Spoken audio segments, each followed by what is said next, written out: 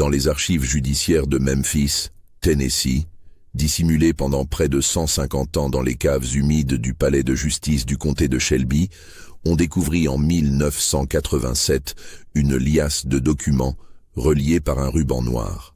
Ces papiers jaunis relataient l'histoire d'une femme de la haute société qui, entre 1832 et 1853, donna naissance à 14 enfants esclaves, tous conçus avec son propre frère. Cette révélation bouleversa les rares historiens qui eurent accès aux manuscrits. Mais ce qui les troubla davantage encore fut la découverte que cette histoire n'était pas celle d'une folie passagère, mais d'une entreprise méthodique, protégée par les lois les plus sombres de l'esclavage américain et par le silence complice d'une communauté entière. Avant de poursuivre dans les méandres de cette affaire qui défie l'entendement, je vous invite à vous abonner à cette chaîne et à commenter de quelle ville vous nous écoutez en ce moment. Votre soutien nous permet de continuer à exhumer ces histoires enfouies que l'histoire officielle préférerait oublier. Pour comprendre comment une telle aberration put exister pendant plus de 20 années sans que personne n'intervienne, il faut replonger dans le Tennessee des années 1830, cette période où le commerce du coton transformait le Sud-Américain en une machine économique d'une brutalité sans précédent. Memphis, située sur les rives boueuses du Mississippi, était alors une ville en pleine expansion, encore marquée par sa fondation récente en 1819. Les épidémies de fièvre jaune la ravageaient régulièrement, emportant parfois le tiers de sa population en quelques semaines d'été torride. Dans ce climat de mort omniprésente et de fortune rapide, les règles sociales se négociaient différemment qu'à Charleston ou à la Nouvelle-Orléans.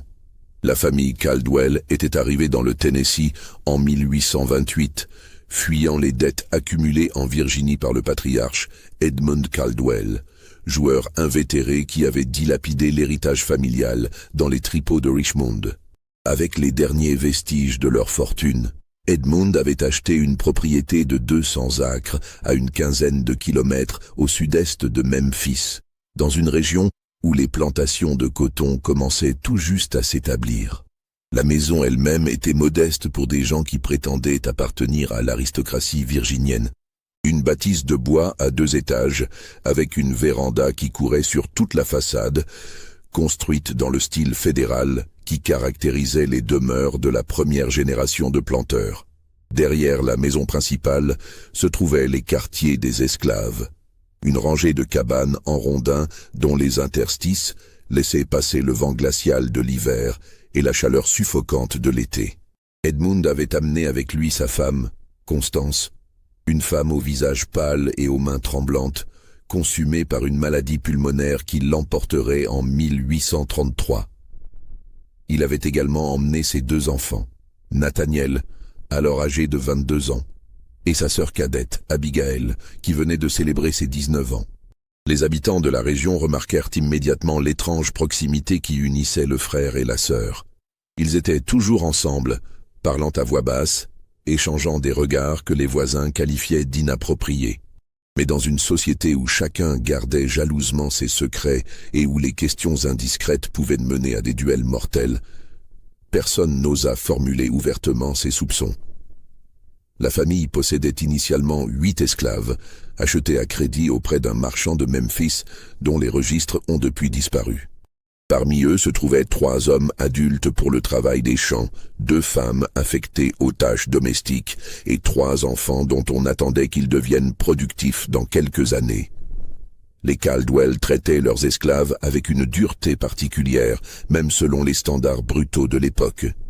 Nathaniel supervisait personnellement les punitions, utilisant le fouet avec une fréquence qui choquait même les contremaîtres les plus endurcis des plantations voisines. Mais c'était Abigail qui inquiétait véritablement ceux qui la rencontraient. Grande et mince, avec des cheveux d'un noir profond qu'elle portait toujours strictement tirés en arrière, elle possédait une beauté sévère que certains qualifiaient de presque masculine. Ses yeux gris-vert semblaient traverser les gens plutôt que les regarder. Elle parlait peu, mais lorsqu'elle s'exprimait, c'était avec une précision et une froideur qui mettaient mal à l'aise. Contrairement à la plupart des jeunes femmes de son rang et de son âge, Abigail ne manifestait aucun intérêt pour les activités sociales de Memphis. Elle refusait systématiquement les invitations au bal, au thé et aux réceptions qui rythmaient la vie de la société locale. Quand on lui demandait si elle envisageait de se marier, elle répondait invariablement qu'elle ne voyait aucune utilité à échanger la compagnie de son frère contre celle d'un étranger. L'affaire débuta véritablement à l'automne de 1832, quelques mois avant la mort de Constance Caldwell. Une esclave nommée Patience, âgée d'environ 16 ans, qui servait comme femme de chambre personnelle d'Abigail, tomba enceinte. Dans les plantations du Sud, de telles grossesses n'étaient pas rares et suscitaient rarement des questions. Les maîtres fermaient généralement les yeux sur les relations entre esclaves, considérant les naissances comme un moyen d'augmenter leur capital humain sans frais supplémentaires. Mais ce qui rendit cette grossesse différente fut la réaction d'Abigail elle-même. Au lieu de punir Patience ou de la vendre, comme le faisaient habituellement les maîtresses blanches lorsqu'une esclave tombait enceinte sans permission, Abigail manifesta un intérêt presque maternel pour l'état de la jeune femme. Elle veilla personnellement à ce que Patience reçoive une nourriture suffisante, lui épargna les travaux pénibles et fit même venir un médecin de Memphis pour s'assurer que la grossesse se déroulait normalement. Ce comportement inhabituel suscita des commentaires parmi les autres esclaves, qui ne comprenaient pas cette sollicitude soudaine de la part d'une maîtresse habituellement si distante et cruelle. Le docteur Samuel Pritchard, qui examina Patience à 3 reprises pendant sa grossesse, nota dans son journal personnel, retrouvé bien des années plus tard, qu'il avait été frappé par l'attitude étrange de mademoiselle Caldwell. Elle posait des questions d'une précision médicale inhabituelle, s'enquérant de la morphologie du fœtus, de la couleur de peau probable de l'enfant, des caractéristiques héréditaires qui pourraient se transmettre. Le docteur Pritchard écrivit qu'il avait ressenti un malaise indéfinissable en présence de cette femme, comme si elle considérait la grossesse de son esclave non pas comme un événement naturel, mais comme une expérience scientifique dont elle suivait attentivement le déroulement. Patience accoucha en juin 1833 d'un garçon au teint clair, beaucoup plus pâle que la peau noire de sa mère. L'enfant fut prénommé Samuel, et Abigail insista pour qu'il soit élevé dans la maison principale, plutôt que dans les quartiers des esclaves. Cette décision provoqua un certain émoi parmi les domestiques blancs que les Caldwell employaient occasionnellement, mais Edmund, le patriarche, soutint sa fille sans poser de questions. Nathaniel, quant à lui, observait ces événements avec un sourire satisfait qui troublait profondément ceux qui le remarquaient. Constance Caldwell mourut en octobre de cette même année, emportée par la tuberculose qui la minait depuis des années. Sa disparition, plutôt que d'imposer un deuil respectueux à la maisonnée, sembla libérer quelque chose dans le comportement de ses enfants. Nathaniel et Abigail, qui jusqu'alors conservaient au moins une apparence de décorum en présence de leur mère, abandonnèrent toute retenue. Ils prenaient désormais leur repas en tête-à-tête dans la grande salle à manger, s'isolaient pendant des heures dans la bibliothèque et partageaient de longues promenades nocturnes dans les champs de coton, marchant côte à côte sous la lune pâle du Tennessee. Dans les mois qui suivirent la naissance du petit Samuel, un schéma inquiétant commença à se dessiner. Patience tomba de nouveau enceinte au printemps de 1834, et cette fois encore, Abigail manifesta la même attention méticuleuse. Mais ce ne fut pas la seule grossesse qui survint cette année-là dans la plantation Caldwell. Une autre esclave, Rachel, qui travaillait au champ, se retrouva elle aussi enceinte, et Abigail la fit immédiatement transférer aux tâches domestiques, lui accordant les mêmes privilèges qu'à Patience. Les hommes esclaves de la plantation commencèrent à murmurer entre eux. Aucun d'entre eux n'avait eu de relation avec Patience ou Rachel. Les 2 femmes avaient été isolées des quartiers des esclaves masculins depuis plusieurs mois, dormant désormais dans une petite annexe attenante à la maison principale. Pourtant, elles étaient manifestement enceintes, et personne n'osait poser la question évidente. Qui était le père? Joshua, un esclave d'une quarantaine d'années qui travaillait comme forgeron sur la propriété, fut le premier à formuler ouvertement ses soupçons. Un soir, alors qu'il réparait des fers à cheval près des écuries, il confia à un compagnon qu'il avait vu M. Nathaniel sortir de l'annexe des femmes bien après minuit, reboutonnant sa chemise dans l'obscurité. Le lendemain matin, Joshua disparut. On ne le revit jamais. Nathaniel expliqua aux autorités que l'esclave s'était enfui pendant la nuit et qu'il avait sans doute réussi à traverser le Mississippi pour gagner l'Arkansas. Personne ne questionna cette version, même si plusieurs esclaves affirmèrent plus tard avoir entendu des coups de feu dans les bois cette nuit-là, suivis du bruit d'une pelle creusant la terre meuble près du bayou. Le silence s'installa sur la plantation. Les esclaves comprirent que poser des questions pouvait être mortel. Patience et Rachel donnèrent naissance respectivement à des filles prénommées Mary et Ruth, toutes deux d'un teint remarquablement clair, avec des traits qui évoquaient étrangement la physionomie des Caldwell. Abigail les fit baptiser par un prédicateur itinérant qu'elle paya généreusement pour qu'il ne pose aucune question et oublie rapidement sa visite. Edmund Caldwell, le père, semblait parfaitement conscient de ce qui se déroulait sous son toit, mais il n'intervint jamais. Certains témoignages ultérieurs suggérèrent qu'il était devenu complètement dépendant de l'opium après la mort de sa femme, passant ses journées dans un état de stupeur semi-consciente, incapable ou refusant de reconnaître l'abomination qui se développait dans sa propre maison. Il mourut en 1836 d'une pneumonie, laissant la propriété entièrement entre les mains de Nathaniel et d'Abigail, qui devinrent ainsi les seuls maîtres incontestés du domaine.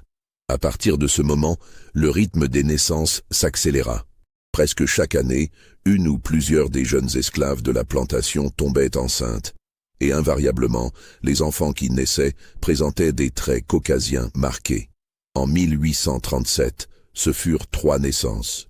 En 1838, 2 autres. Les voisins commencèrent à remarquer que la population esclave de la plantation Caldwell présentait une particularité unique dans toute la région. Une proportion anormalement élevée d'enfants mulâtres, tous nés de mères noires, mais dont les pères demeuraient mystérieusement inconnus. Madame Henrietta Fairchild, une veuve qui possédait la plantation adjacente, osa un jour questionner Abigail sur cette curiosité démographique lors d'une rare visite de courtoisie. Abigail, avec le même sourire froid qui caractérisait toutes ses interactions sociales, répondit que la Providence avait simplement béni sa propriété d'une main-d'œuvre de meilleure qualité. Madame Fairchild, troublée par la formulation étrange de cette réponse, n'insista pas. Mais elle confia plus tard à son journal intime qu'il y avait quelque chose de profondément malsain dans la maison Caldwell. Une atmosphère empoisonnée qu'elle ne pouvait définir, mais qu'elle ressentait viscéralement. Ce qui transformait cette situation déjà troublante en quelque chose d'encore plus sinistre était le système méthodique qu'Abigail avait mis en place pour documenter chaque naissance. Dans un grand registre relié de cuir noir qu'elle conservait dans un coffre fermé à clé dans sa chambre, elle consignait avec une précision obsessionnelle les détails de chaque enfant né sur sa propriété. La date exacte de naissance, le poids, la taille, la couleur de la peau mesurée selon une échelle qu'elle avait elle-même conçue, les caractéristiques physiques particulières et surtout les ressemblances avec la famille Caldwell. Elle notait si l'enfant avait les yeux gris-vert caractéristiques de sa lignée, si la forme du nez rappelait celle de sa grand-mère paternelle, si la structure des mains évoquait celle de son frère. Ces registres, découverts plus d'un siècle après les faits, révélèrent l'ampleur véritable du projet d'Abigail. Car il ne s'agissait pas d'abus sexuels ordinaires, aussi horrifiants qu'ils soient. Il s'agissait d'une entreprise de reproduction systématique, planifiée avec une minutie quasi scientifique. Abigail sélectionnait soigneusement les jeunes esclaves qui porteraient les enfants, choisissant celles dont la santé et la constitution physique lui semblaient optimales. Elle écartait celles qui présentaient des signes de faiblesse ou de maladie. Elle tenait compte de l'âge idéal de procréation, privilégiant les femmes entre 16 et 25 ans. Mais le plus troublant restait à découvrir. Dans certaines entrées du registre, Abigail écrivait non seulement le nom de la mère, mais aussi dans une colonne séparée, une annotation énigmatique, soit un N majuscule, soit un A majuscule. Il fallut des années aux historiens qui examinèrent ces documents pour comprendre la signification de ces lettres. N désignait Nathaniel. A désignait Abigail elle-même. Cette révélation glaça le sang de ceux qui prirent connaissance des archives. Abigail ne se contentait pas d'organiser les viols systématiques des esclaves par son frère. Elle participait elle-même à l'acte de conception. Mais comment était-ce possible? Comment une femme pouvait-elle être le père biologique d'enfants nés d'autres femmes? La réponse résidait dans une pratique médicale rare et profondément controversée de l'époque: l'insémination artificielle. Bien que la technique fût rudimentaire et rarement documentée dans les années 1830, elle n'était pas complètement inconnue. Certains éleveurs de bétail l'utilisaient pour améliorer leur lignée, et quelques médecins progressistes, principalement en Europe, avaient commencé à expérimenter son application aux êtres humains.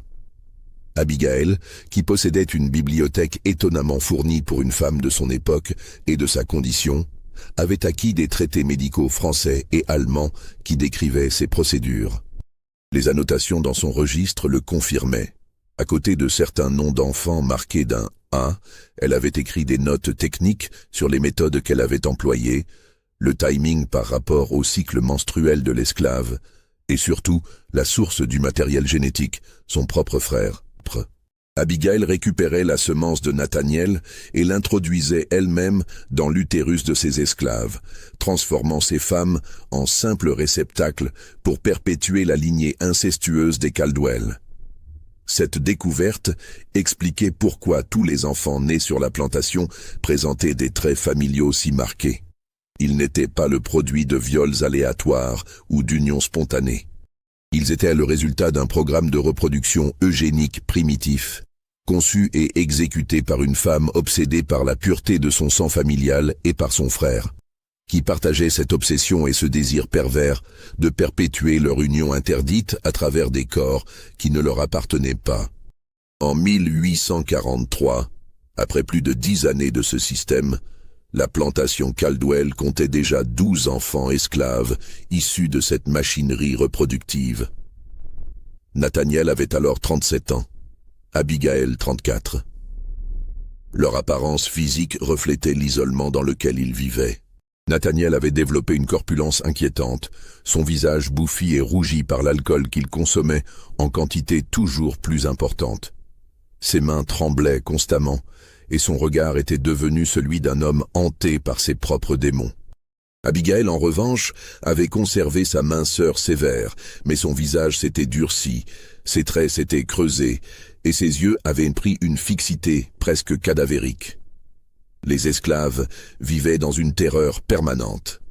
Les mères des enfants mulâtres étaient maintenues dans un état de subordination absolue, conscientes que la moindre tentative de rébellion ou de fuite entraînerait non seulement leur propre mort, mais probablement celle de leurs enfants. Abigail utilisait ses enfants comme moyen de contrôle psychologique, menaçant régulièrement de les vendre séparément si leur mère ne coopérait pas pleinement. Patience, la première esclave à avoir donné naissance à un enfant Caldwell, était devenue une sorte de surveillante des autres femmes. Abigail lui avait accordé certains privilèges, une meilleure nourriture, des vêtements de qualité supérieure, et surtout la promesse que ses enfants ne seraient jamais vendus tant qu'elle se montrerait loyale. Patience, brisée par des années de trauma et de manipulation psychologique, était devenue le bras droit d'Abigail dans la gestion des femmes esclaves, identifiant celles qui commençaient à se rebeller, rapportant les conversations suspectes, maintenant l'ordre par la peur et l'intimidation. Mais en 1844, un événement inattendu vint perturber l'équilibre malsain de la plantation. Un jeune pasteur méthodiste nommé Reverend Thomas Wickham fut assigné au circuit qui incluait la région de Memphis. Le Reverend Wickham, originaire du Massachusetts, était un abolitionniste convaincu qui prêchait régulièrement contre les péchés de l'esclavage. Bien que ces sermons lui valussent l'hostilité de nombreux planteurs, la tradition d'hospitalité du Sud l'obligeait à être reçu dans les maisons qu'il visitait lors de ses tournées pastorales. En août de cette année-là, le Reverend Wickham arriva à la plantation Caldwell. Abigail, qui maintenait au moins une façade de respectabilité chrétienne, ne put refuser de l'accueillir sans susciter des soupçons. Le pasteur passa 3 jours dans la propriété, et ce qu'il y observa le bouleversa profondément. Dans ses lettres à son épouse, restée dans le Massachusetts, il décrivit une atmosphère d'oppression qui dépassait tout ce qu'il avait vu dans les autres plantations. Ce qui le frappa particulièrement fut la présence de ces nombreux enfants mulâtres, tous remarquablement similaires dans leurs traits, tous présentant ces mêmes yeux gris-verts qui caractérisaient les Caldwell. Le Reverend Wickham n'était pas un homme naïf. Il comprenait parfaitement les implications de ce qu'il voyait. Mais ce qui le glaça véritablement fut une conversation qu'il eut avec Abigail elle-même. Un soir, après le dîner, alors qu'ils étaient assis sur la véranda regardant le soleil se coucher sur les champs de coton, le Reverend Wickham osa aborder le sujet de manière détournée. Il commença par parler de la responsabilité morale des maîtres envers leurs esclaves, de l'importance de traiter tous les êtres humains avec dignité, même ceux que la société considérait comme propriété. Abigail l'écouta sans l'interrompre, son visage demeurant parfaitement impassible. Lorsqu'il eut terminé, elle se tourna vers lui et prononça des paroles qui le hanteraient jusqu'à sa mort. « Révérend Wickham, vous parlez de dignité et de moralité comme si ces concepts avaient une signification universelle. Mais la vérité est que nous créons notre propre moralité à travers nos actions. Ces enfants que vous voyez ici ne sont pas le produit du péché ou de la dépravation. Ils sont la manifestation d'une volonté supérieure, celle de préserver ce qui mérite d'être préservé dans un monde qui s'efforce constamment de tout détruire et de tout mélanger. Mon frère et moi avons compris quelque chose que des hommes comme vous ne pourront jamais comprendre, que l'amour véritable transcende toutes les lois humaines et que le sang appelle le sang d'une manière qui ne peut être niée. » Le Reverend Wickham quitta la plantation le lendemain matin, profondément perturbé. Il écrivit une longue lettre au shérif du comté de Shelby, détaillant ses observations et ses soupçons. Mais dans le Tennessee de 1844, où l'esclavage était la fondation même de l'économie et de la structure sociale, ces accusations ne trouvèrent aucun écho. Le shérif, un homme nommé William de Kalb, qui possédait lui-même une petite plantation et entretenait des relations cordiales avec les Caldwell, classa la lettre sans suite, la qualifiant de délire d'un fanatique du Nord qui ne comprenait pas les réalités du Sud.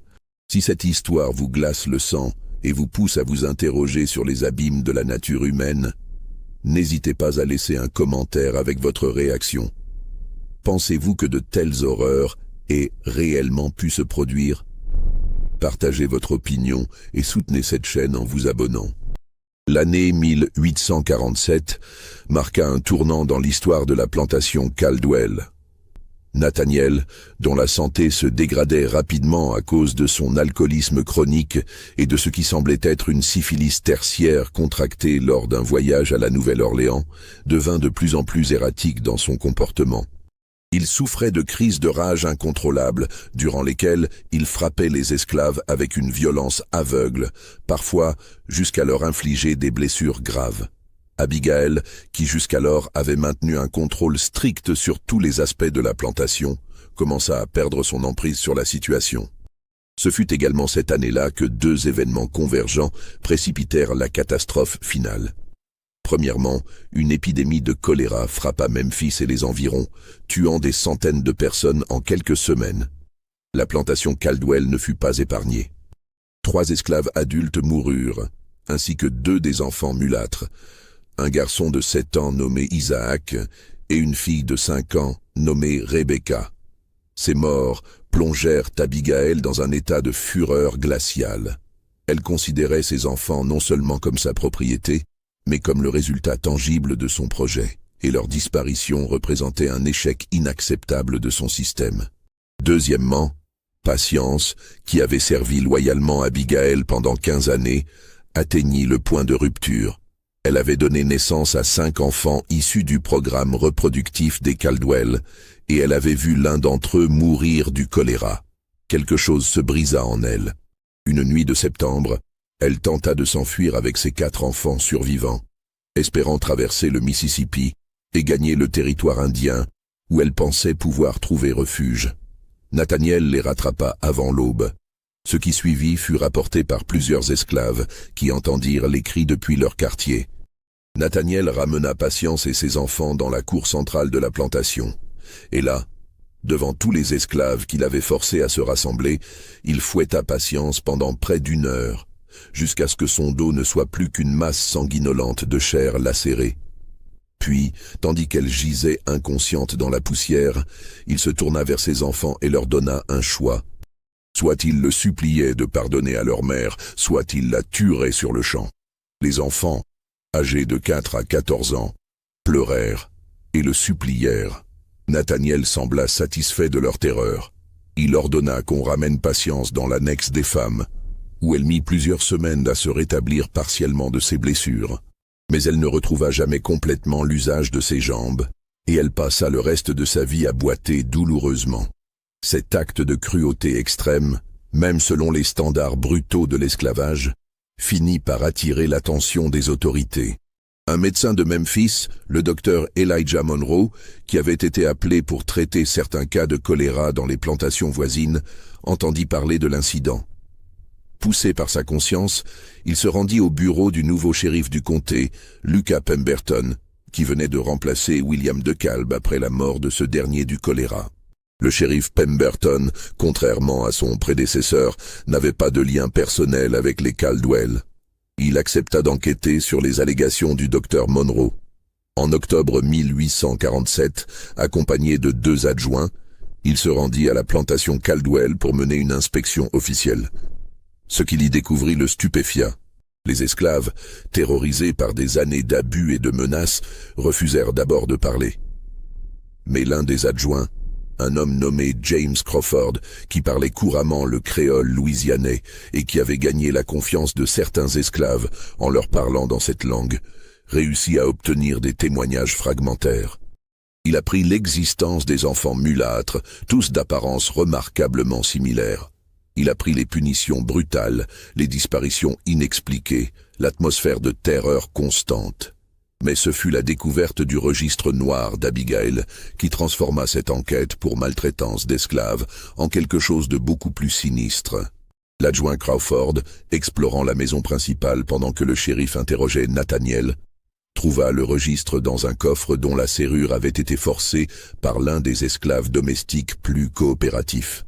Il le feuilleta rapidement, ne comprenant pas immédiatement la signification complète de ce qu'il lisait, mais reconnaissant instinctivement qu'il tenait là un document d'une importance capitale. Le shérif Pemberton confisqua le registre et arrêta Nathaniel Caldwell sur le champ pour cruauté excessive envers les esclaves. Abigail, qui avait observé toute la scène depuis la véranda avec son calme habituel, s'avança alors et prononça des mots qui glacèrent tous ceux qui les entendirent. « Shérif Pemberton, vous faites une grave erreur. Ce que vous appelez cruauté est en réalité la mise en œuvre d'un projet dont vous êtes incapable de comprendre la portée. Mon frère et moi avons créé quelque chose d'unique, quelque chose qui transcende vos lois primitives. Ces enfants que vous voyez ici sont le fruit de notre amour, le témoignage vivant de notre union. Vous pouvez nous arrêter, vous pouvez détruire nos corps, mais vous ne pouvez pas effacer ce que nous avons accompli. » Le shérif, dépassé par l'énormité de ce qu'il entendait, arrêta également Abigail. Le frère et la sœur furent conduits dans la prison du comté de Shelby à Memphis, où ils furent placés dans des cellules séparées en attendant leur procès. Les semaines qui suivirent l'arrestation des Caldwell furent marquées par une agitation sans précédent dans la société de Memphis. Le registre noir d'Abigail fut examiné par plusieurs autorités, dont le procureur du comté, Harrison Whitfield, un homme réputé pour sa rigueur morale, mais aussi pour son pragmatisme politique.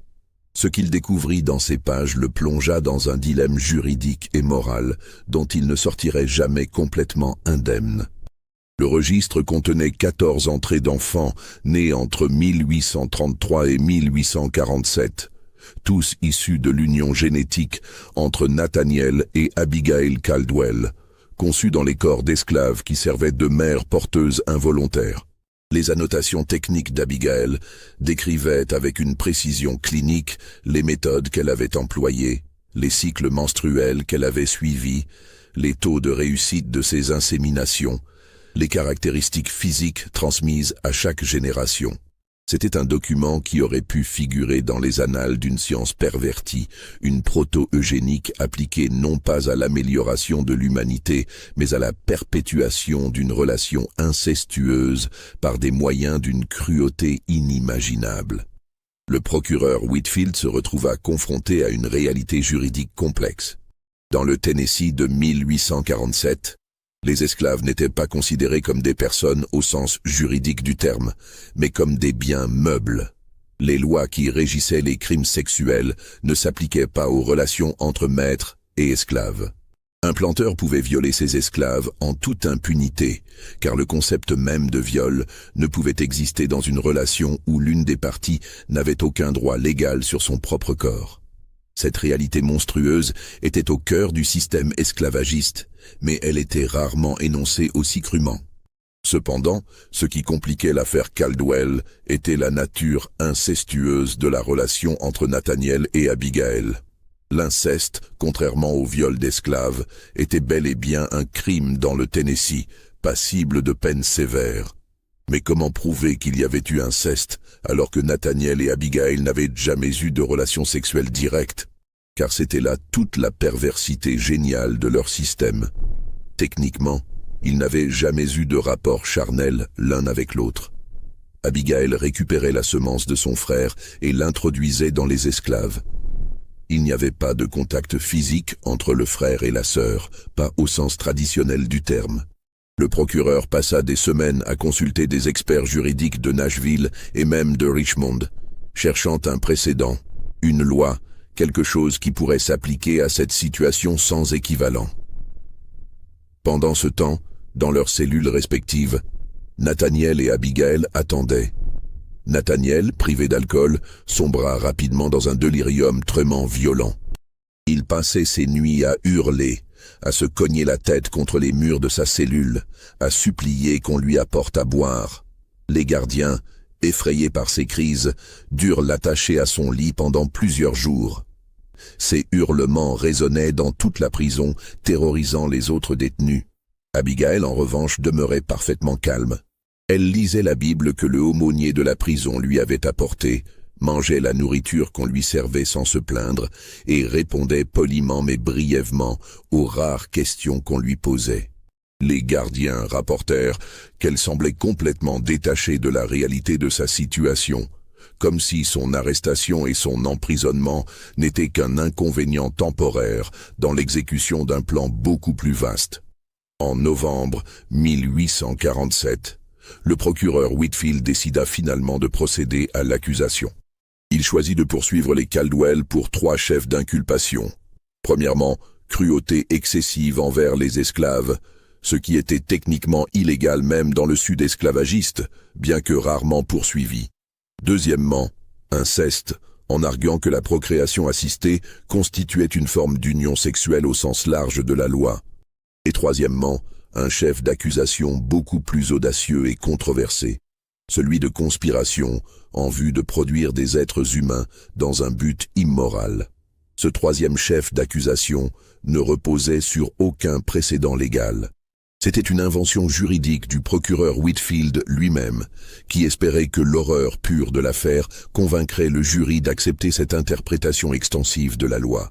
Il argumenta que les Caldwell avaient transformé des êtres humains en instruments de reproduction, qu'ils avaient planifié et exécuté méthodiquement la création d'enfants destinés à l'esclavage et portant leur propre sang, et que cette entreprise constituait une perversion si profonde de l'ordre naturel et moral qu'elle devait être considérée comme criminelle, indépendamment des lacunes spécifiques et de la législation existante. Le procès commença en janvier 1848 dans une salle d'audience bondée où se pressaient les habitants de Memphis, venus assister à ce qui promettait d'être le procès le plus sensationnel de l'histoire du Tennessee. Le juge présidant l'affaire était l'honorable Thaddeus Blackburn, un homme dans la soixantaine, propriétaire lui-même de plusieurs esclaves, mais réputé pour son intégrité juridique et sa volonté d'appliquer la loi sans favoritisme. La défense des Caldwell fut assurée par deux avocats de Nashville, Cornelius Harrington et son associé Benjamin Yates, qui avaient accepté l'affaire parce qu'elle représentait un défi juridique fascinant et parce que les honoraires qu'on leur promettait étaient substantiels. Leur stratégie était simple.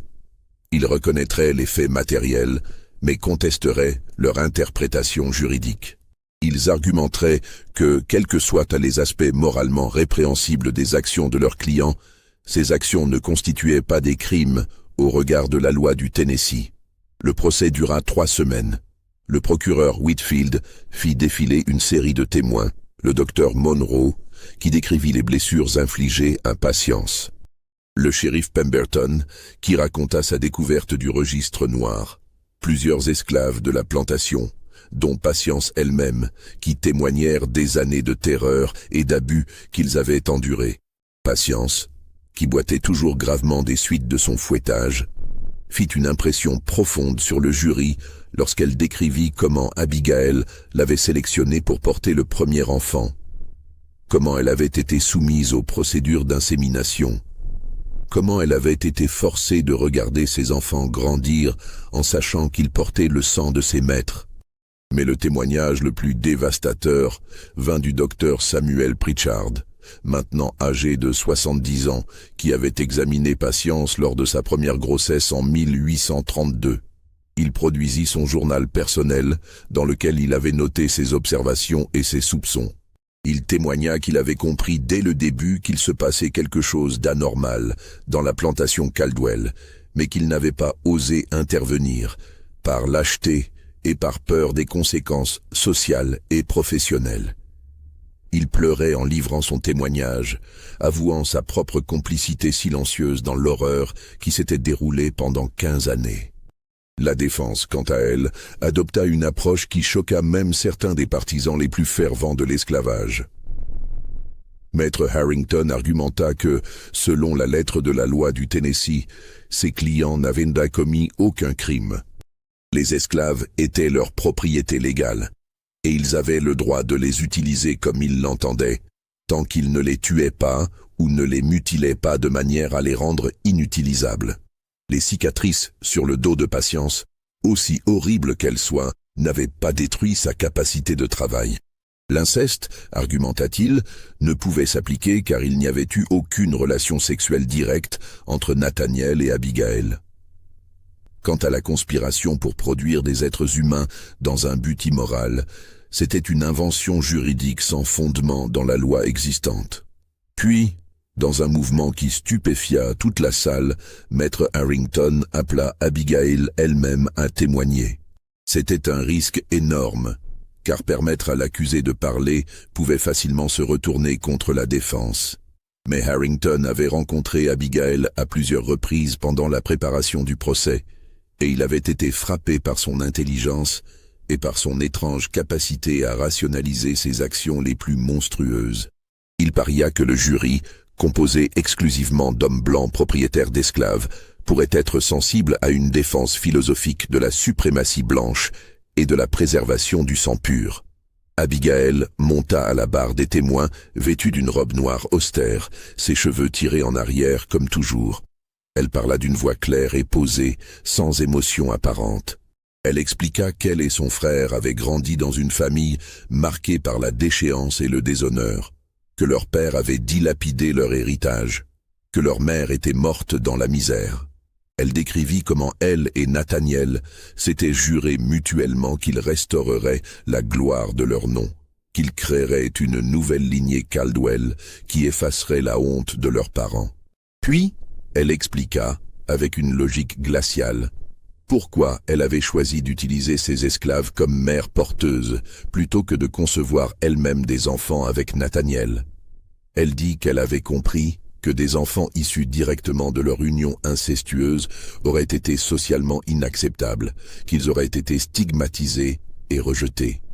Mais en utilisant des esclaves comme intermédiaires, elle pouvait créer des enfants qui portaient leur sang tout en demeurant légalement propriété de la famille Caldwell. Ces enfants, expliqua-t-elle, pourraient être vendus pour générer des revenus ou gardés pour travailler dans la plantation, ou même éventuellement affranchis pour qu'ils portent le nom Caldwell dans le monde sans la souillure de l'inceste direct. J'ai agi selon une logique supérieure, déclara-t-elle au jury. J'ai compris que l'amour entre mon frère et moi était une chose sacrée, mais qu'il devait être exprimé d'une manière qui respecte les conventions de la société. Les esclaves que nous possédions étaient des instruments providentiels pour réaliser ce dessein. Ils n'ont pas souffert plus que n'importe quel autre esclave dans le Sud. Certains ont même été mieux traités que la moyenne, précisément parce qu'ils portaient en eux le fruit de notre union. Le silence qui suivit ces mots fut absolu. Le procureur Whitfield était livide, incapable de formuler une réponse immédiate à cette monstruosité articulée avec tant de calme. Les membres du jury échangeaient des regards troublés. Le juge Blackburn, qui avait écouté sans interrompre, se pencha en avant et posa une seule question. « Madame Caldwell, avez-vous le moindre remords pour ce que vous avez fait ?» Abigail le regarda droit dans les yeux et répondit « Le remords n'est approprié que lorsqu'on a commis une erreur. Je n'ai commis aucune erreur. J'ai exécuté un plan avec précision et détermination. Le seul regret que je porte est que notre société n'est pas encore assez évoluée pour comprendre et apprécier ce que nous avons accompli. » Le jury délibéra pendant 4 jours, un temps inhabituellement long pour l'époque. Les délibérations furent houleuses, plusieurs jurés étant profondément divisés sur la question de savoir si les actions des Caldwell constituaient effectivement des crimes au sens de la loi. Finalement, ils parvinrent à un verdict qui reflétait l'ambiguïté morale et juridique de l'affaire. Nathaniel et Abigail Caldwell furent reconnus coupables de cruauté excessive envers les esclaves. Un verdict qui ne faisait guère de doute, étant donné les preuves accablantes présentées. Ils furent également reconnus coupables d'inceste. Le jury acceptant l'argument du procureur, selon lequel la procréation assistée constituait une forme d'union sexuelle au sens de la loi. Cependant, ils furent acquittés du chef d'accusation de conspiration pour produire des êtres humains dans un but immoral, le jury estimant que ce concept était trop vague et trop novateur pour être appliqué rétroactivement. Les peines prononcées furent relativement clémentes selon les standards modernes, mais considérées comme sévères pour l'époque et le contexte. Nathaniel fut condamné à 15 années de travaux forcés dans le pénitencier d'État du Tennessee, à Nashville. Abigail, en tant que femme, ne pouvait être condamnée aux travaux forcés, mais elle fut condamnée à 15 années d'emprisonnement dans une maison de correction pour femmes récemment établie près de Nashville. Le juge Blackburn, en prononçant la sentence, fit une déclaration qui fut largement rapportée dans les journaux de l'époque. Ce tribunal reconnaît que les lois de notre État sont imparfaites et ne peuvent adéquatement punir l'abomination qui a été perpétrée dans la plantation Caldwell.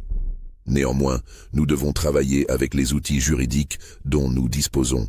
J'espère que ce verdict servira de signal que, même dans une société esclavagiste, il existe des limites à ce que les maîtres peuvent infliger à ceux qu'ils possèdent. Quant à la relation incestueuse entre ces deux accusés, elle représente une corruption de l'ordre naturel si profonde qu'elle défie presque la description. Que Dieu ait pitié de leurs âmes. Mais la conclusion du procès ne marqua pas la fin de l'histoire. La question de ce qu'il adviendrait des 14 enfants esclaves nés du programme reproductif des Caldwell se posa immédiatement. Juridiquement, ils étaient toujours la propriété de la famille Caldwell, même si Nathaniel et Abigail étaient en prison. La plantation elle-même, ainsi que tous les biens et esclaves qui y étaient attachés, furent placés sous administration judiciaire en attendant une décision sur leur disposition finale. Le procureur Whitfield, profondément troublé par l'affaire, tenta de convaincre le tribunal d'affranchir les 14 enfants, arguant qu'ils ne devraient pas rester esclaves, étant donné les circonstances horribles de leur conception. Mais cette proposition se heurta à une opposition féroce de la part de plusieurs planteurs influents de Memphis qui voyaient dans un tel précédent une menace pour l'ensemble du système esclavagiste. Si ces enfants étaient affranchis en raison des circonstances de leur naissance, argumentait-il, cela ouvrirait la porte à d'innombrables revendications similaires de la part d'autres esclaves mulâtres, dont beaucoup étaient également issus de relations entre maîtres et esclaves. Le débat dura plusieurs mois et devint une question politique majeure dans le Tennessee. Finalement, un compromis fut trouvé. Les 14 enfants seraient vendus aux enchères, mais avec une clause stipulant qu'ils ne pourraient être vendus séparément de leur mère. Les revenus de la vente serviraient à payer les dettes de la plantation Caldwell et les frais de justice. Les autres esclaves de la plantation seraient également vendus et toute la propriété serait liquidée. Les enchères eurent lieu en juin 1848 dans une atmosphère tendue. Plusieurs acheteurs potentiels, mal à l'aise avec la notoriété de l'affaire, se désistèrent. Finalement, la plupart des esclaves, y compris les 14 enfants et leurs mères, furent achetés par un consortium de planteurs de l'Arkansas qui les emmena loin du Tennessee, espérant effacer la souillure associée à leur origine. Patience, dont le témoignage avait été si crucial pendant le procès, fut acheté avec ses 4 enfants survivants par un certain Joshua Brennan, un Quaker du Kentucky, qui acheta plusieurs des esclaves Caldwell dans le but explicite de les affranchir. Brennan, qui faisait partie d'un réseau clandestin d'abolitionnistes, conduisit Patience et ses enfants vers le nord via le chemin de fer clandestin. On perd leurs traces après 1849, mais certains documents suggèrent qu'ils atteignirent le Canada et s'établirent dans une communauté d'esclaves affranchis près de Toronto. Nathaniel Caldwell ne survécut pas longtemps en prison. Sa santé, déjà gravement compromise par des années d'alcoolisme et probablement de syphilis, se détériora rapidement dans les conditions brutales du pénitencier de Nashville. Il mourut en mars 1850, à l'âge de 44 ans, officiellement de pneumonie, bien que certains rapports mentionnent également des signes de démence avancée dans ces derniers mois. Abigail, en revanche, survécut à sa peine entière. Elle passa 15 années dans la maison de correction, où, selon les rapports des gardiennes, elle se comporta comme une prisonnière modèle. Elle passait ses journées à lire, à écrire dans un journal que les autorités confisquèrent régulièrement, mais qu'elle reconstituait toujours, et à enseigner la lecture et l'écriture aux autres détenus, une activité que les administrateurs de la prison encourageaient malgré les circonstances inhabituelles. Elle fut libérée en janvier 1863, en pleine guerre de sécession, à l'âge de 54 ans. Le monde qu'elle retrouva était radicalement différent de celui qu'elle avait quitté. Le Tennessee était déchiré par le conflit, l'esclavage était en train de s'effondrer, et la société qui avait permis ces crimes était en train de se désintégrer. Abigail n'avait plus de famille, plus de propriété, plus de fortune. La plantation Caldwell avait été abandonnée pendant la guerre et partiellement brûlée par des troupes de l'Union en 1862. Ce qui advint d'Abigail après sa libération reste largement mystérieux. Certains rapports la placent à Memphis, vivant dans une pension miteuse sous un nom d'emprunt. D'autres suggèrent qu'elle se dirigea vers l'ouest, peut-être vers la Californie, cherchant l'anonymat dans les territoires en expansion. Une rumeur persistante, bien que non confirmée, affirme qu'elle devint sage-femme itinérante, offrant ses services dans les communautés rurales isolées, utilisant les compétences médicales qu'elle avait acquises durant ses années d'expérimentation reproductive. La dernière trace documentée d'Abigail Caldwell date de 1867. Un registre d'hôtel à Saint-Louis, Missouri, mentionne une femme de ce nom qui y séjourna pendant 2 semaines en novembre de cette année-là. Le propriétaire de l'hôtel nota dans son registre qu'elle était une dame âgée d'apparence distinguée mais de manières étrangement froides qui passait ses journées à écrire et refusait toute conversation avec les autres pensionnaires. Après cela, elle disparaît complètement des archives historiques. Quant aux 14 enfants nés de l'union génétique entre Nathaniel et Abigail Caldwell, leurs destins individuels sont presque impossibles à retracer. Dispersés dans différentes plantations, portant des noms d'esclaves qui changeaient au gré des ventes successives, ils se perdirent dans l'anonymat du système esclavagiste. L'émancipation de 1863 leur donna théoriquement la liberté, mais la plupart étaient alors des adultes jeunes, sans éducation formelle, sans ressources, et portant les cicatrices psychologiques de leur origine horrifiante. Quelques indices fragmentaires suggèrent que certains d'entre eux survécurent à la guerre et à la période de reconstruction qui suivit.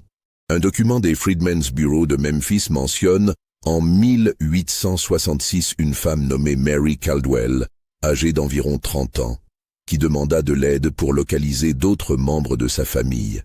La description physique correspond à celle de Mary, l'une des premières filles nées dans la plantation Caldwell. Mais le document ne contient aucun suivi et on ne sait pas si elle réussit jamais à retrouver ses frères et sœurs. L'affaire Caldwell fut rapidement oubliée par le grand public.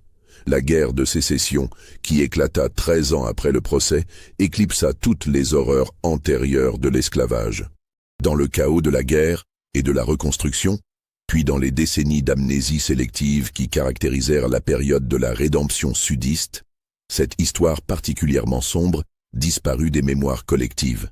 Les archives du procès furent déplacées plusieurs fois au fil des décennies, perdant progressivement leur contexte et leur importance.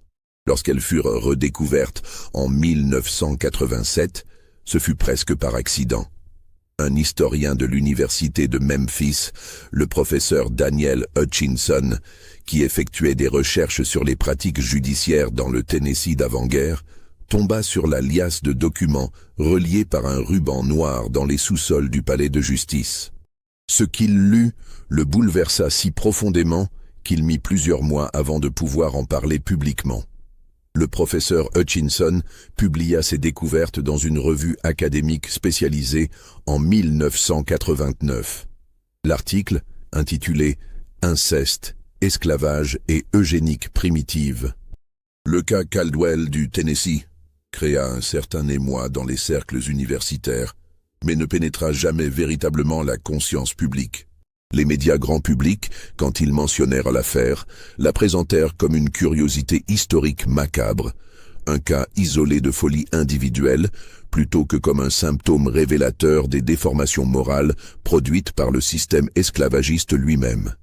Pourtant, pour ceux qui ont étudié l'affaire Caldwell en profondeur, elle représente quelque chose de beaucoup plus significatif qu'une simple aberration.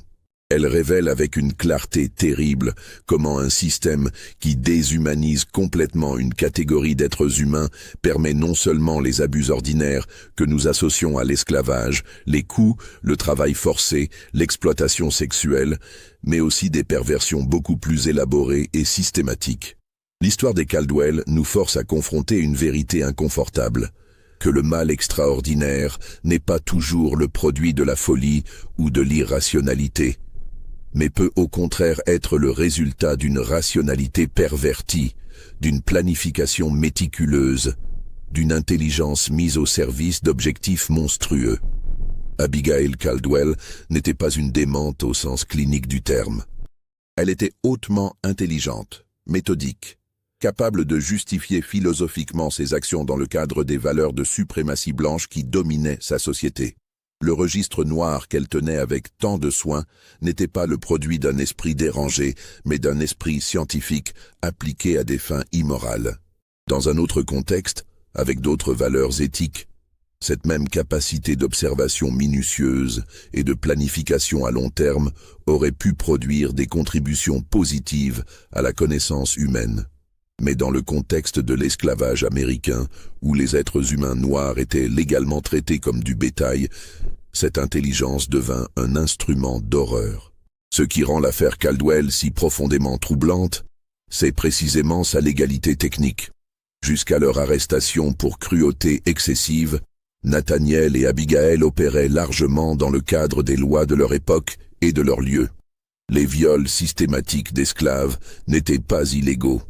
La séparation des familles esclaves n'était pas illégale. L'utilisation d'êtres humains comme instrument de reproduction n'était pas explicitement illégale. La punition physique sévère des esclaves n'était illégale que dans ses manifestations les plus extrêmes. Le procès lui-même révéla les contradictions inhérentes au système esclavagiste. Comment pouvait-on punir les Caldwell pour avoir traité leurs esclaves d'une manière qui différait seulement en degré et non en nature de ce que pratiquaient quotidiennement des milliers d'autres propriétaires d'esclaves à travers le Sud? Le jury avait condamné les Caldwell non pas vraiment pour ce qu'ils avaient fait à leurs esclaves, mais pour l'inceste, pour avoir violé un tabou qui concernait les Blancs entre eux, et peut-être aussi pour avoir été trop explicites, trop systématiques, trop documentés dans leurs abus. Si Abigail n'avait pas tenu ce registre méticuleux, si elle n'avait pas été assez arrogante pour croire que son projet méritait d'être documenté pour la postérité, l'affaire n'aurait probablement jamais été découverte. Les 14 enfants auraient grandi comme des esclaves ordinaires, personne n'aurait posé de questions sur leur paternité, et l'inceste eugénique des Caldwell serait resté un secret familial emporté dans la tombe. Aujourd'hui, plus d'un siècle et demi après les événements, plusieurs questions demeurent sans réponse. Combien d'autres cas similaires ont existé sans jamais être découverts? Dans un système où les êtres humains étaient traités comme de la propriété, où les abus les plus graves pouvaient se produire en toute impunité, combien d'autres horreurs méthodiques ont été perpétrées dans le silence et l'obscurité des plantations isolées? La plantation Caldwell elle-même n'existe plus. Le terrain fut vendu et revendu plusieurs fois après la guerre, subdivisé et finalement incorporé dans l'expansion urbaine de Memphis. Aujourd'hui, un centre commercial et un lotissement résidentiel occupent l'emplacement où se trouvait autrefois la maison à 2 étages avec sa véranda et ses quartiers d'esclaves. Aucune plaque commémorative ne marque le site. Aucun monument ne rappelle ce qui s'y est passé. Les habitants actuels ignorent totalement l'histoire sombre du sol sur lequel ils vivent et font leurs courses. Quant aux descendants des 14 enfants, s'ils existent encore, ils ne savent probablement rien de leurs origines. L'esclavage brisa les liens généalogiques avec une efficacité terrible, dispersant les familles, effaçant les histoires, rendant presque impossible pour les Afro-Américains de retracer leur ascendance au-delà de quelques générations. Quelque part en Amérique, il y a peut-être des hommes et des femmes qui portent dans leur ADN l'héritage génétique de l'union incestueuse entre Nathaniel et Abigail Caldwell, sans avoir la moindre idée des circonstances horrifiantes de la conception de leurs ancêtres. Cette histoire vous a-t-elle bouleversé autant qu'elle nous a bouleversés en l'exhumant des archives oubliées? Pensez-vous que de telles horreurs aient réellement pu se produire, ou s'agit-il d'une invention destinée à choquer?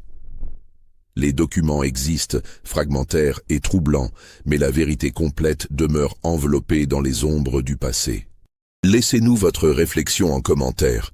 Abonnez-vous à cette chaîne si vous souhaitez que nous continuions à explorer ces histoires que l'histoire préfère oublier. Et partagez cette vidéo avec ceux qui ont le courage d'affronter les abîmes de l'âme humaine. L'affaire Caldwell nous rappelle que l'histoire n'est pas qu'un récit de progrès et de triomphe. C'est aussi, et peut-être surtout, un catalogue des capacités humaines pour la cruauté, la rationalisation du mal et la transformation d'êtres vivants en objets. Tant que nous n'affrontons pas ces vérités inconfortables, tant que nous ne reconnaissons pas la profondeur du mal que nous sommes capables d'infliger les uns aux autres quand les systèmes sociaux le permettent, nous restons vulnérables à la répétition de ces horreurs sous de nouvelles formes. La vraie question que pose l'affaire Caldwell n'est pas « comment ont-ils pu faire cela ?», mais plutôt « qu'est-ce qui, dans notre société, a rendu cela possible ?» Et peut-être, de manière encore plus inquiétante, quelles structures actuelles de notre propre époque permettent des horreurs similaires que nous ne reconnaissons pas encore comme telles? Les documents retrouvés dans les caves du palais de justice de Memphis ne nous donnent pas toutes les réponses. Ils soulèvent au contraire davantage de questions. Le registre noir d'Abigail, avec ses annotations méthodiques et ses observations cliniques, fut partiellement endommagé par l'humidité au fil des décennies. Certaines pages sont illisibles, D'autres manquent complètement. On ne saura jamais avec certitude tout ce qu'ils contenaient à l'origine. Parmi les fragments les plus troublants qui ont survécu, il y a une série d'entrées datées de 1845 où Abigail spécule sur l'avenir de ses créations, comme elle appelait les enfants. Elle écrivait « Dans 3 générations, si ce projet pouvait continuer sans interruption, nous aurions établi une lignée entière, portant le sang pur des Caldwell, mais dispersée dans des corps qui passent inaperçus dans la population servile. Ces individus seraient supérieurs en intelligence et en capacité à leur père, et pourraient, si les circonstances le permettaient, être élevés au-dessus de leurs conditions pour servir de pont entre les races. Tel était le rêve de certains philosophes européens concernant l'amélioration progressive de l'humanité. J'ai simplement adapté ces théories à notre situation particulière. Ces lignes révèlent qu'Abigail considérait son entreprise non pas comme un simple exutoire pour une passion incestueuse, mais comme une expérience sociale et biologique à long terme. Elle se voyait comme une pionnière, une visionnaire qui défiait les conventions au service d'un objectif qu'elle jugeait transcendant. Cette capacité à transformer le crime le plus abject en mission quasi-scientifique témoigne d'une forme de pathologie morale qui reste profondément dérangeante. Le professeur Hutchinson, dans ses recherches ultérieures, tenta de localiser les descendants potentiels des 14 enfants Caldwell.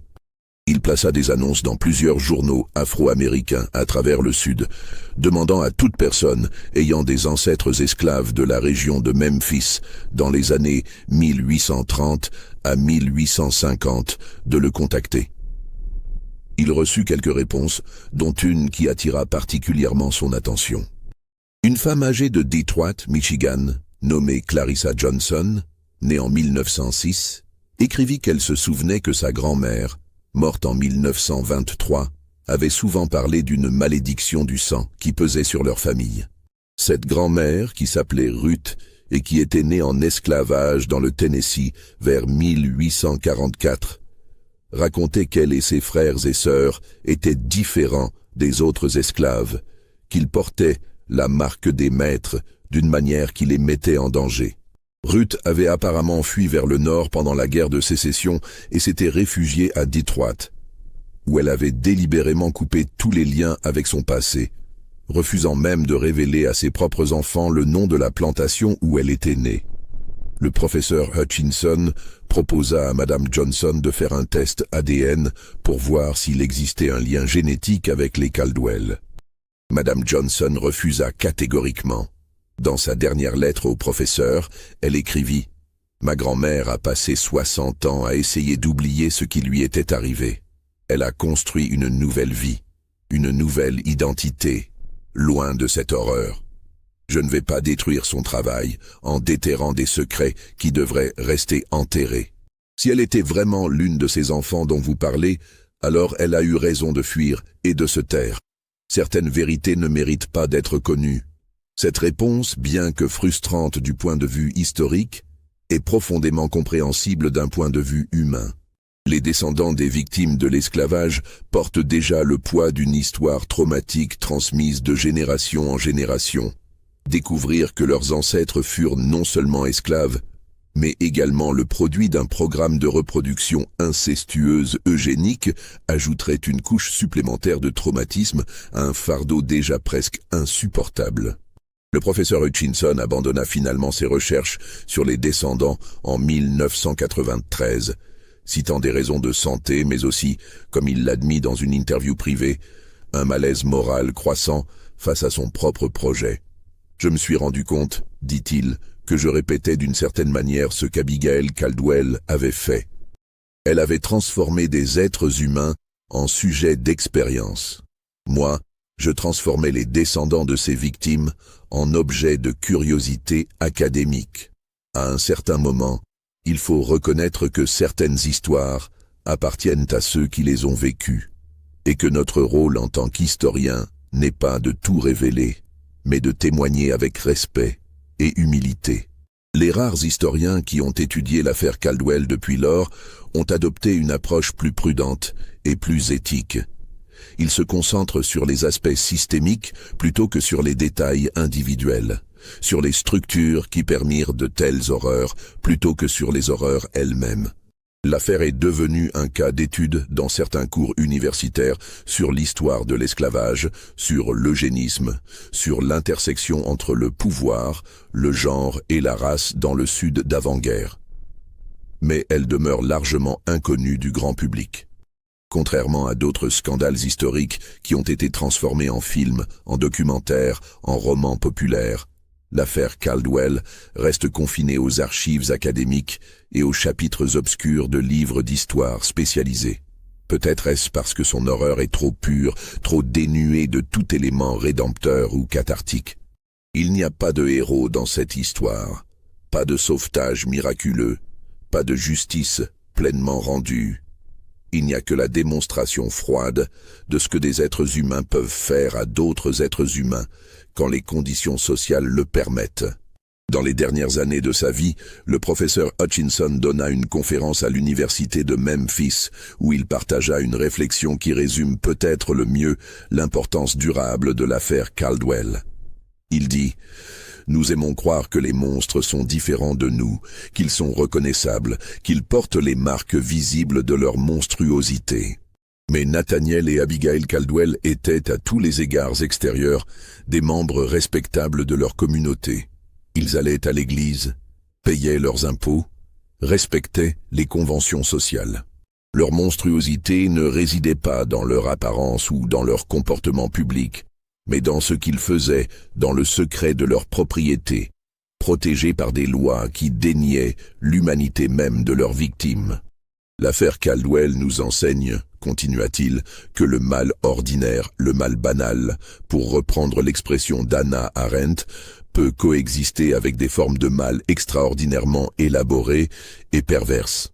Elle nous enseigne que l'intelligence, l'éducation, même une certaine forme de raffinement culturel, ne constituent aucunement des protections contre la dépravation morale.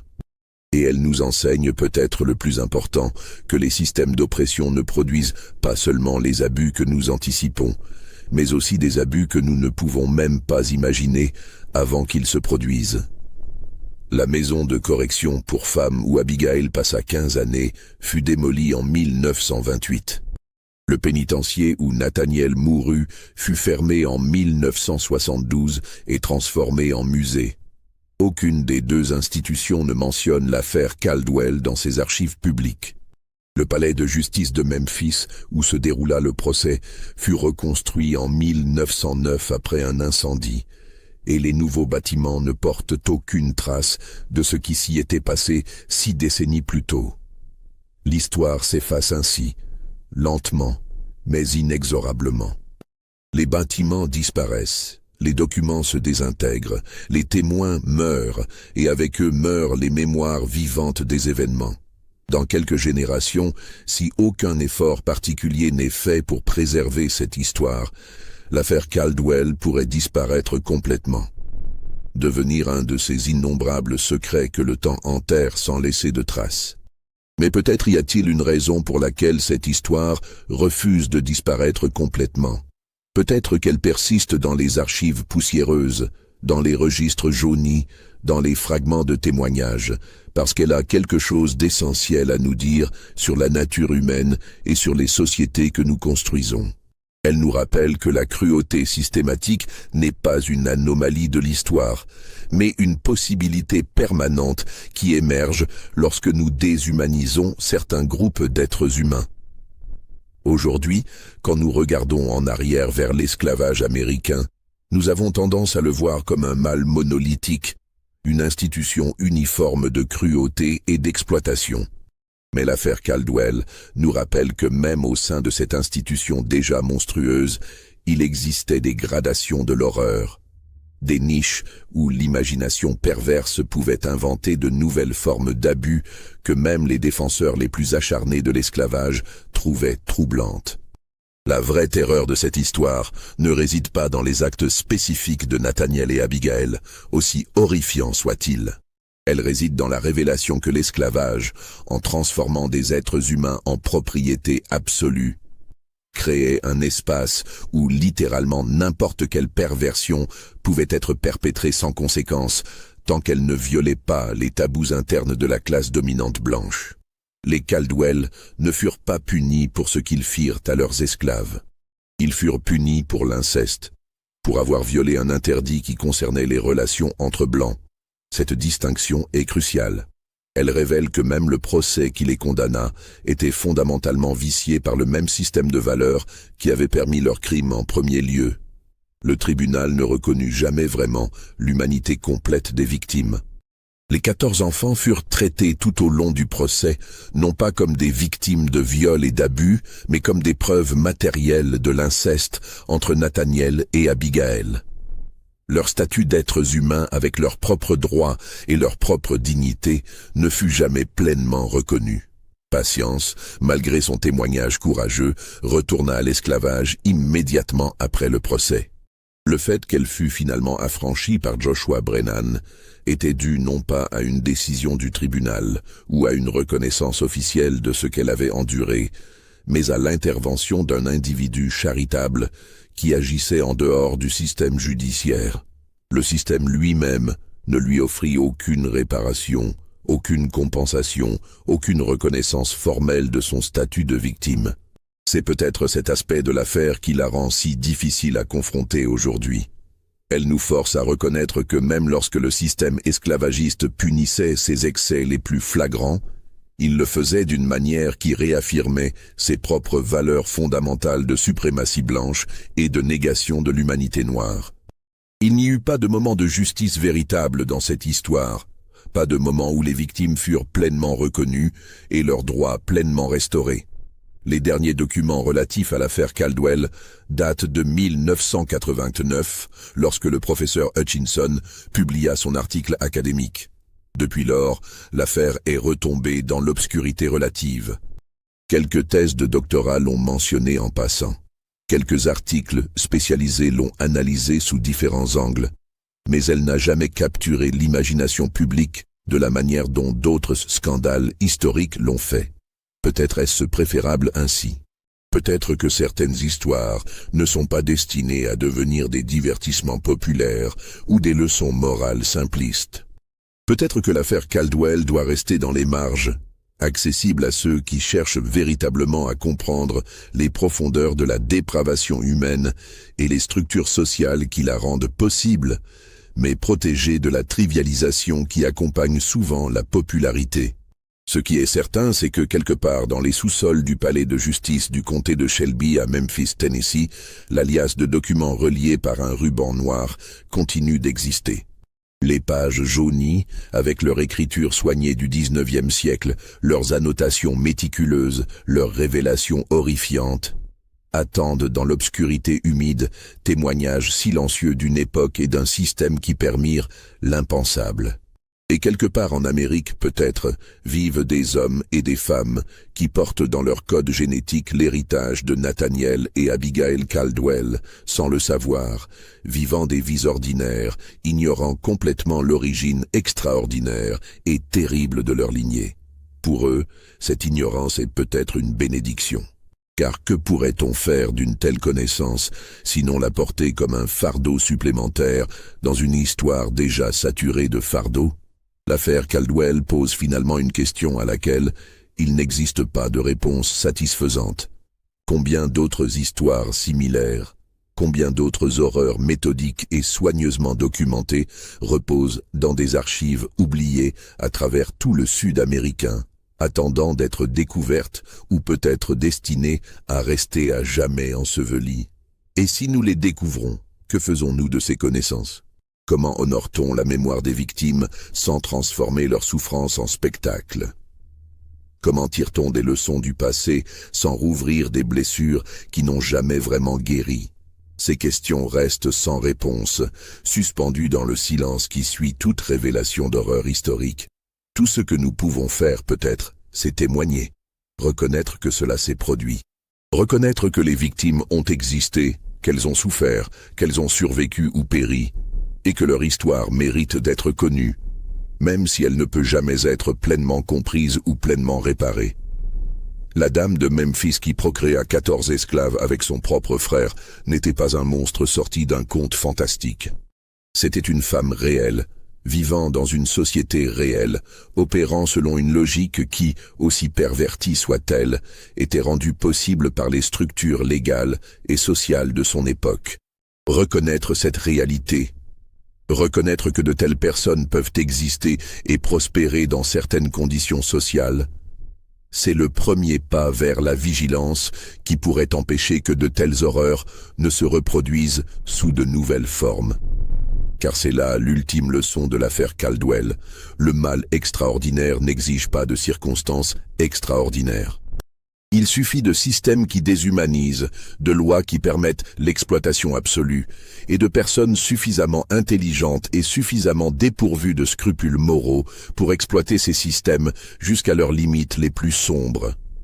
Ces conditions ont existé dans le passé. Elles pourraient exister à nouveau.